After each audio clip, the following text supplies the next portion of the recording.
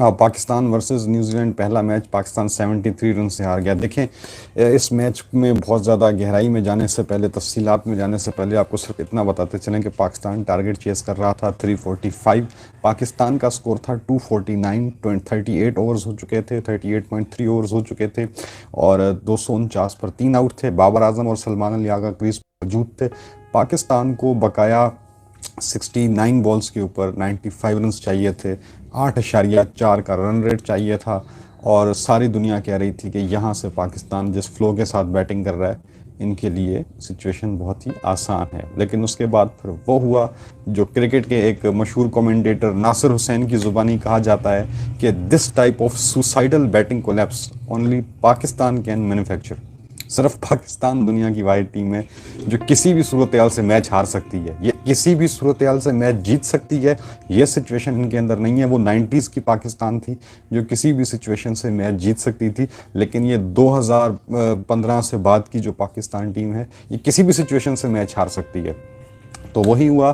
249 पे 3 आउट थे, 271 पे पूरी टीम आउट हो गई। बजाय कि आप मैच के करीब जाते, 345 के नज़दीक जाते, वो 335 340 तक जाते, आप 271 के ऊपर सारी टीम आउट हो गई। अब ये क्यों हुआ? इतनी मेहनत के साथ स्कोर को यहाँ तक लाए थे। पहले तो ये बात है कि ये 345 बनना ही नहीं चाहिए था। अभी हम उस डिटेल में नहीं जा रहे जो बैटिंग में न्यूजीलैंड ने हमारे बॉलर के साथ किया, जिस तरह उनका जनाजा निकाला।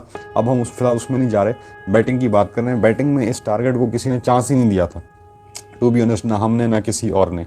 लेकिन स्टार्ट अच्छा मिल गया, तुक्के चल गए, टुल्ले चल गए। अब्दुल्ला शफीक जो कि मुसलसल जीरो करके आ रहे थे, एक 30 की एक इनिंग खेल के आउट हो गए। उस्मान खान जिनका आज पहला वनडे मैच था, उसमें भी उन्होंने इंतहाई पथेटिक स्टाइल के, जैसे टुले होते हैं, टेप बॉल क्रिकेट के, गली मोहल्ले की क्रिकेट होती है, विकटें छोड़ छोड़ के ऐसे बल्ले घुमाए, लपे चलाए। जो लोग हसन नवाज पर तनकीद कर रहे थे, वो एक मरतबा आज के मैच में उस्मान खान की बारी देख लें, उनकी इनिंग्स देख लें, उन्हें यकीनन अपने आप पे शर्म आएगी कि वो 22 साल के हसन नवाज पर तनकीद कर रहे थे, वो अभी 32 साल के उस्मान खान को क्या कहोगे? उसकी बैटिंग देख कर आप क्या कहोगे? एनीवेज, उस्मान खान भी आउट हो गए, लेकिन इन्होंने एक पार्टनरशिप सेट कर दी। ये 83 पे पहली विकेट आउट हुई, कोई 80s के अराउंड, और 89 पे दूसरी विकेट आउट हुई। तो ओपनर अपना काम कर गए। ओपनर्स ने 12 ओवर में आपको 88, 85, 89 रन करके दे दिए। अब आपका काम था, फिर बाबर रिजवान क्रीज पे आए, सेट हुए, आहिस्ता आहिस्ता सिंगल डबल दरमियान में एक आध चौका लगाते, कुछ छक्का लगा देते, सेट हो गए। अब सेट होने के बाद 164 के स्कोर पे भी 28 ओवर ही हुए थे। रिजवान भी एक अपर कट कीपर के ऊपर से मारने के चक्कर में कीपर के हाथों में कैच थमा बैठे। सलमान अली आगा आए, सलमान अली आगा और बाबर आजम ने इनिंग्स को संभाला, आगे लेकर चले। 249 का स्कोर था। बाबर आजम बहुत अच्छे टच में आ चुके थे। शुरू में बहुत स्लो खेला बाबर ने, एक स्लो 50 की, लेकिन 50 करने के बाद थोड़ा अपने टच में आ गए, थोड़ा तेज़ खेलने भी लग गए और 65 गेंदों पे 50 की, लेकिन अगली 18 गेंदों के ऊपर कोई 28-30 रन बना लिए। तो फ्लो में आ चुके थे बाबर आजम भी। बाबर आजम 78 के स्कोर पर पहुंच गए। फिर जेकब डफी का ओवर आता है, जेकब डफी, और वहाँ पे न्यूजीलैंड के कप्तान की कप्तानी का बड़ा कमाल था कि किस तरीके से उस कप्तान ने बड़े समझदार तरीके से, सूझबूझ के साथ उसने बाबर आजम को बॉल कराई, शॉर्ट पिच बॉल कराई। था कि यकीनन ये बैट्समैन उस टाइम शॉट लग रही होती है ना, फिर वो शॉर्ट पिच बॉल हर बॉल को अटेम्प्ट करता है, तो वो उसको अटेम्प्ट करेगा। उसने अटेम्प्ट किया, उन्होंने उधर लेग साइड पे फील्डर तैनात किया हुआ था, लॉन्ग लेग पे, सीधा फील्डर के हाथ में बॉल गई। बाबर आजम परेशान किया, ये देखो मैं कैसे इसके जाल में फंस गया। एक और मौका था, बाबर का फ्लो बन चुका था, सेंचुरी के करीब जा रहे थे, आउट हो गए। तो ये जितने भी बाबर आजम के ओडीआईज के स्कोर हैं 100 के, तो करीब तरीन ये 78 रन है जहाँ तक वो पहुँचे हैं। नेपाल के खिलाफ 151 करने के बाद वो किसी भी किस्म के प्लेटफॉर्म पे सेंचुरी करने से बाबर आजम महरूम हैं। पिछले तकरीबन पौने 2 साल से बाबर आजम ने किसी भी फॉर्मेट में 100 नहीं किया, तो वो सेंचुरी के करीब जा ही रहे थे कि उन्हें उनके पर काट दिए गए। अच्छा, उसके बाद क्या होता है? उसके बाद एक अजीब तमाशा रूनुमा हो जाता है। तैयब ताहिर बैटिंग करने आता है। तैयब ताहिर का बैटिंग स्टाइल भी उस्मान खान की तरह अनऑर्थोडॉक्स है, टेक्निक कोई नहीं है, फारिग टेक्निक है, लेकिन रन्स करता आया है। ये बंदा डोमेस्टिक में इस बेस पे टीम में है, तो टीम में अपनी मेहनत के साथ ही आया है। लेकिन मसला ये है कि टीम में आया बड़ा देर से। अब ये टेक्निक पे काम करेगा, उसमें 2 साल 3 साल पता नहीं कितना टाइम लगे, इतना उसके पास टाइम ही नहीं है। 32-34 एज है। एनीवेज, रन आउट हो गए। तो आते साथ रन आउट हो गए तैयब ताहिर के बाद इरफान नियाजी पर्ची आए, पर्ची को आज बॉलर के तौर पर इस्तेमाल किया गया। पर्ची ने 3 विकेटें ली, पर्ची बड़ा खुश था, मैंने 5 ओवर में 3 विकेटें ली, तूने 51 रन भी खाए, आगा ने 67 रन खा लिए। तो जनाब अली पर्ची ने भी अपने तरफ से जो है ना बड़ा कोई जैसे राहुल द्रविड़ बनने के स्टाइल में कट मारा और इनसाइड एज लगवा के बोल्ड करा के चलता बना। अब वो जो 249 पे 3 थे वो 253 पे 6 आउट हो गए। चलो जी 6 आउट हो गए। सलमान आगा दूसरी तरफ से तमाशा देखी जा रहा है ये क्या हो रहा है। अब सलमान आगा ने ये तहिया किया कि भाई अब मैं आखिरी बैटर बचा हूँ, अब मैं मारता हूँ, तुम सारे ना मुझे संभालो, सिंगल डबल करो और मैं अब अकेला ही खिलाड़ी हूँ जिसने चार्ज करना तो मैं करता हूँ। वो 253 से 266 तक स्कोर लेकर आए, लेकिन पाकिस्तानी ही क्या, वो पाकिस्तानी ही क्या जिसे खारिश ना हो। अब नसीम शाह पहली बॉल थी ओवर की, आगा ने एक शॉट मारी लेकिन आगा ने सिंगल मना किया नसीम को। आगा उस ओवर में नेट स्मिथ का ओवर था, आगा उस ओवर को टारगेट करना चाह रहा था लेकिन नहीं जी, नसीम शाह भाग के आगा के पास आ गया, उसको मजबूर किया सिंगल लेने पे, सिंगल ले लिया। अच्छा, सिंगल लेने के बाद जनाब अली अब नसीम शाह ने अगली ही गेंद जो है जनाब अली अजीब एक पथेटिक तरीके से शॉट मारनी है नहीं मारनी, हाफ शॉट के स्टाइल में जो है ना मिड ऑफ पे कैच थमा दिया, पर खुद भी सर पे बला मारते वहाँ से चला गया। तो ये हमारे बल्ले टेल एंडर्स का हाल है। ग्लेन मैक्सवेल की अफगानिस्तान के खिलाफ इनिंग सारी दुनिया को याद है, क्या हुआ था, 91 पे 7 आउट हो गए थे। ग्लेन फिलिप्स क्रीज पे खड़ा था तो ऑस्ट्रेलियन कप्तान जब पैट कमिंस क्रीज पे आया तो पैट कमिंस ने वहां से 62 बॉल्स के ऊपर सिर्फ 12 रन बनाए और वो वनडे क्रिकेट की एक बेहतरीन इनिंग मानी जाती है क्योंकि दूसरे एंड पे मैक्सवेल फेंट रहा था, उसने डबल सेंचुरी की। उसकी डबल सेंचुरी के इक्वल इफेक्टिव उस 12 रन को कंसिडर किया जाता है जो पैट कमिंस ने 62 बॉल्स के ऊपर 12 रन की जो बारी खेली थी, उस इनिंग्स को भी इक्वल इंपॉर्टेंस दी जाती है as compared to Glenn Maxwell के 200 रन की।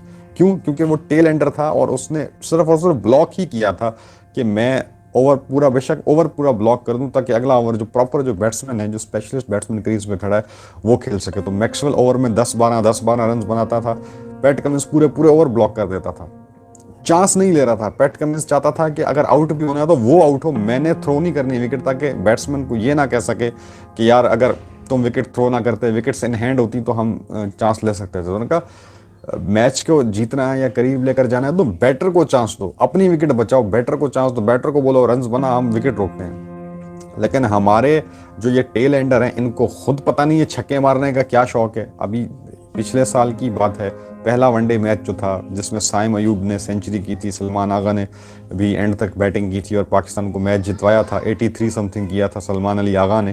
तो उस मैच में भी क्या हुआ था, पाकिस्तान क्रूज करता हुआ जा रहा था, 40 रन रह गए थे, ये साइम अयूब आउट हो जाता है। तो अब साइम अयूब आउट होता है तो उसके बाद फिर बैट आउट होने वाले जो खिलाड़ी हैं उनकी लाइन लग जाती है, पर्ची आता है, पर्ची आउट हो जाता है, फिर शाहीन अफरीदी आता है, शाहीन अफरीदी भी जो है ना बिल्कुल से चवल शॉट मार के आउट हो जाता है, फिर जो है ना ये सारे इस तरह आ जाते हैं। उस मैच में नसीम ने जिम्मेदारी का मुजाहरा किया था। आज चूंकि शाहीन टीम में नहीं है तो शाहीन की जगह आज नसीम ने ले ली।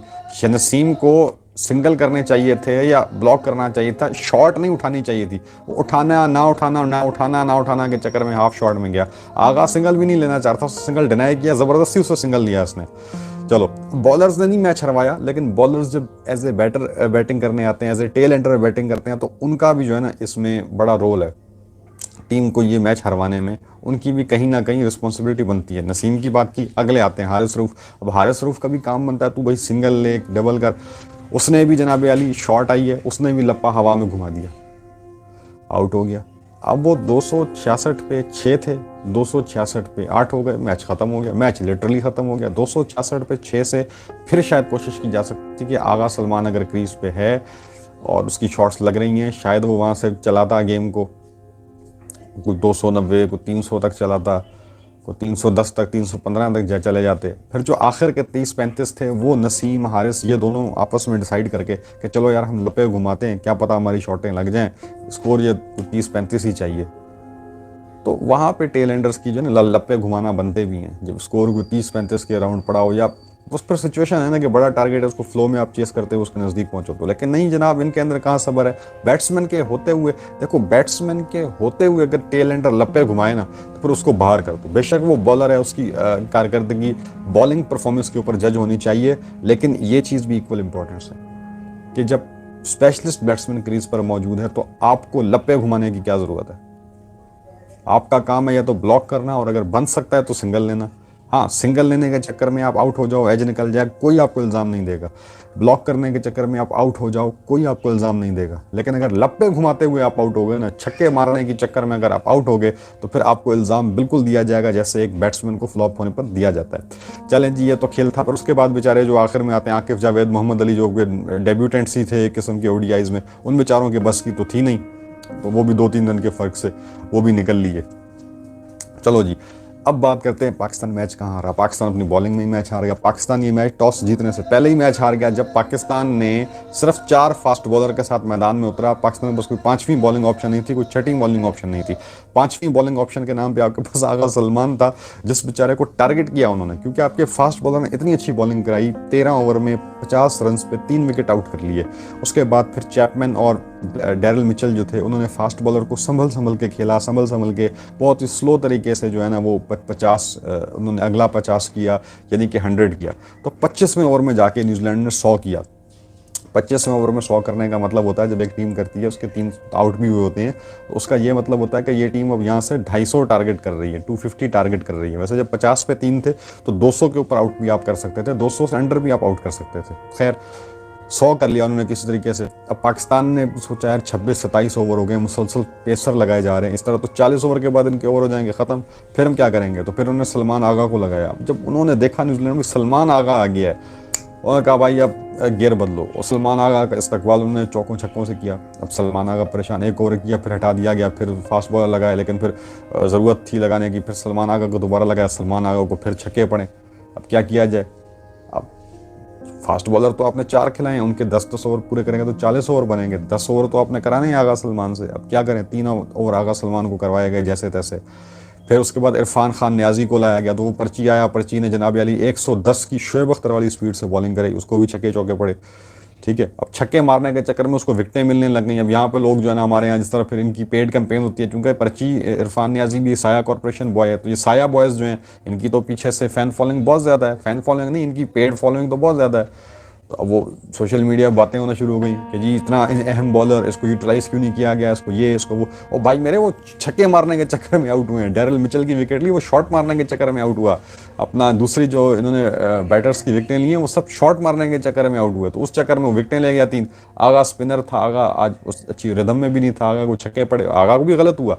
आगा भी एक पार्ट टाइम बॉलर ही है, आगा भी एक प्रॉपर बॉलर नहीं है।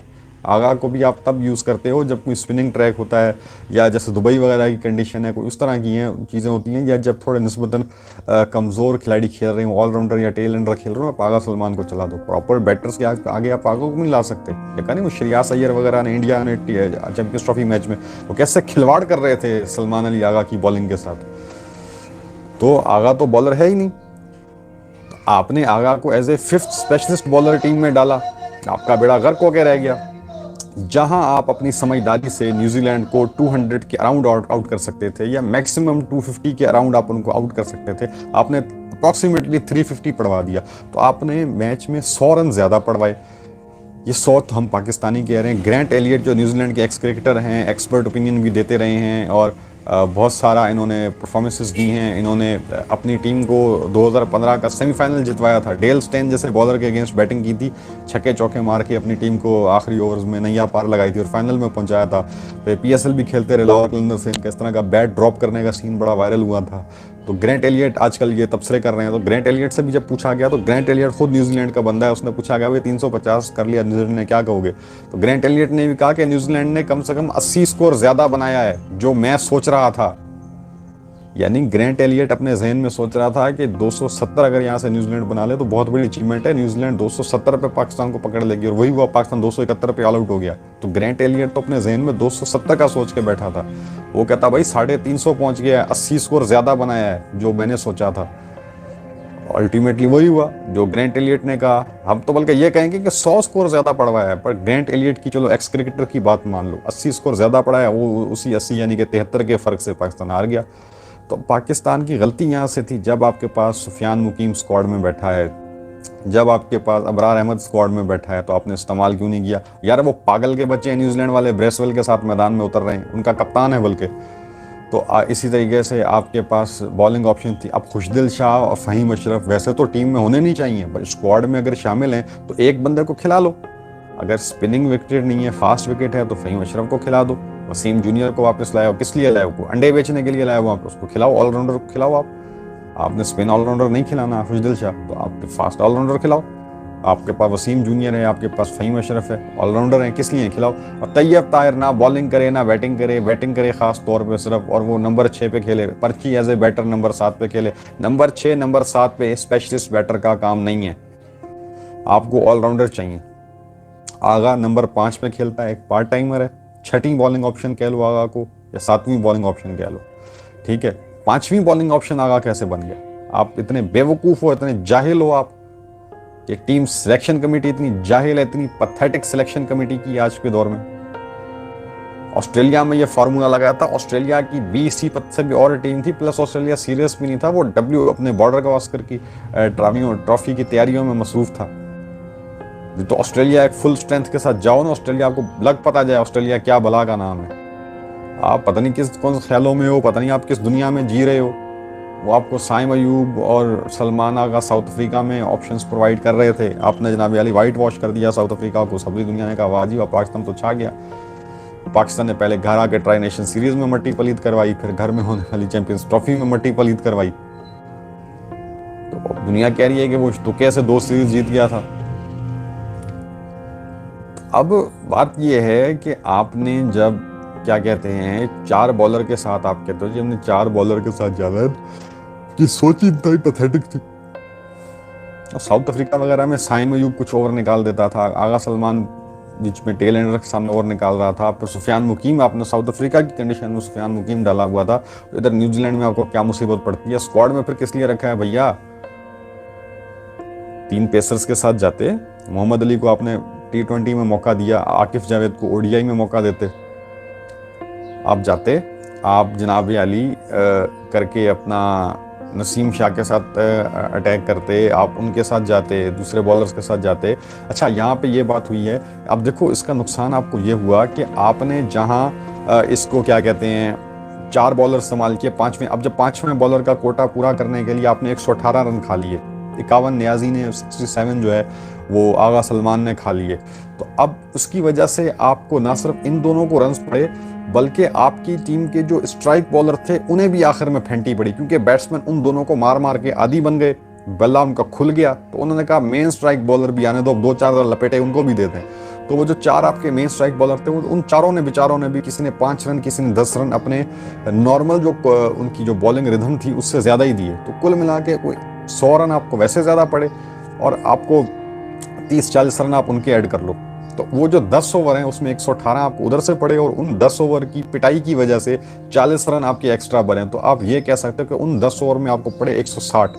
अगर कोई स्पिनर वगैरह होते या कोई अच्छा आपके पास ऑलराउंडर बॉलर होते, आपको एंड में ठुकाई भी अगर लगती, 10 में 80 भी पड़ता, तो आपका 80 रन फिर कम हो जाता। आपको 160 पड़ा, वो 180, वो सिर्फ 80 रन पड़ते। तो आपने जहाँ 350 खाया, आप 270 पे रिस्ट्रिक्ट कर सकते थे, और 270 को आप कर सकते थे चेस, लेकिन आप बॉलिंग में ही मैच हार गए थे। बाकी न्यूजीलैंड की तारीफ करनी होगी, डेविड वार्नर रिटायर हो गया इंटरनेशनल से, जो पाकिस्तान का जानी दुश्मन था, खब्बा बैट्समैन, टॉप ऑर्डर का, पीट के पाकिस्तान का सत्यानाश कर दिया करता था। अब उसकी जगह एक खब्बे न्यूजीलैंड के इस चैपमैन ने ले ली है। ये बंदा न्यूजीलैंड की टीम का कोई परमानेंट मेंबर भी नहीं है, उसके बावजूद पाकिस्तान को ऐसा ये लपेटता है जैसे कोई सवाब का काम होता है। ये ऐसे पाकिस्तान की फेंटी लगाता है जैसे पता नहीं कोई पाकिस्तान वालों ने कोई सारे कर्जे इससे लिए और पाकिस्तानी वापस ही नहीं कर रही। इतनी पाकिस्तान की पिटाई लगाता है ये। मार्क चैपमैन, डेविड वार्नर के रिटायर होने के बाद ऐसा कोई तूफानी बैट्समैन आया है जिसका एक ही दुश्मन है और उसका नाम पाकिस्तान है। ये पाकिस्तान की फेंटी लगाता है, बहुत मारता है पाकिस्तान को। हालांकि ये बंदा वो खिलाड़ी है जो न्यूजीलैंड की टीम का रेगुलर मेंबर भी नहीं है, लेकिन कहता है मैंने पाकिस्तान को नहीं छोड़ना। और चूंकि इसकी परफॉर्मेंसेस पाकिस्तान के खिलाफ हैं, इसलिए IPL वगैरह में भी इसको कंसिडर नहीं किया जाता। जैसे फिन एलन को कंसिडर नहीं किया गया, टिम साइफर्ट को कंसिडर नहीं किया गया। न्यूजीलैंड के तबाही किस्म के खिलाड़ी हैं, लेकिन चूंकि इन बेचारों की परफॉर्मेंसेस सिर्फ पाकिस्तान के खिलाफ हैं, तो IPL वाले कहते हैं कि भाई पाकिस्तान को तो हम कोई टीम समझते ही नहीं है, तो इसलिए पाकिस्तान के खिलाफ अगर परफॉर्मेंस दोगे तो उस परफॉर्मेंस को हम वैल्यू नहीं देंगे। हाँ, अगर तुमने IPL वगैरह में वो जगह बनानी है, मोटा पैसा कमाना है, तो ऑस्ट्रेलिया, इंग्लैंड और इंडिया के खिलाफ परफॉर्मेंस देकर दिखाओ, फिर तुम्हें IPL में कंसिडर किया जाएगा। पाकिस्तान को तो IPL वाले कहते हैं ये तो टीम ही कोई नहीं है, फारिग है। इस टीम के खिलाफ तुम चाहे वनडे मैच में डबल सेंचुरी भी कर दो, हम फिर भी तुम्हें रेट नहीं करेंगे। T20 में सेंचुरी भी कर दो, हम फिर भी तुम्हें रेट नहीं करेंगे। तो मार्क चैपमैन ने पाकिस्तान के खिलाफ T20 में सेंचुरी की हुई है, 94 किया है, आज ODI में 100 कर लिया, लेकिन इसको IPL में नहीं कंसिडर किया जाता। वो कहते हैं भाई पाकिस्तान के खिलाफ परफॉर्मेंस दिखा रहे हो, पाकिस्तान को तो हम टीम ही नहीं समझते, पाकिस्तान के खिलाफ परफॉर्मेंस की इंपॉर्टेंस नहीं है। और ये सारी दुनिया ने ये कहना शुरू कर दिया। बाकी नौजवान डेब्यू करने वाले, लाहौर से इनके वालिद का ताल्लुक था, फर्स्ट क्लास क्रिकेट पाकिस्तान से खेली, फिर न्यूजीलैंड गए, वहाँ पे वाइट बॉल क्रिकेट खेलते रहे, लिस्ट क्रिकेट खेलते रहे। उनके बेटे मोहम्मद अब्बास का आज डेब्यू हुआ न्यूजीलैंड की जानिब से, और क्या ही शानदार किस्म की परफॉर्मेंस दिखाई उस लड़के ने। 24 गेंदों पर 50 की, और किसी भी डेब्यूटेंट खिलाड़ी की तेज तरीन 50 ये ODI में करार पाई। तो मोहम्मद अब्बास को बहुत बहुत मुबारक हो, बड़ा ज़बरदस्त बैटर है नंबर 6-7 का, और बड़ा हैंडी बॉलर है। ओवर भी तकरीबन वनडे मैच में 7-8 ओवर्स को दिए जा सकते हैं, ऐसा ही शानदार खिलाड़ी है। तो न्यूजीलैंड को बहुत बहुत मुबारक, और पाकिस्तानी टीम को फिटे मुंह किस्म की परफॉर्मेंस है, लख दी लानत परफॉर्मेंस पाकिस्तान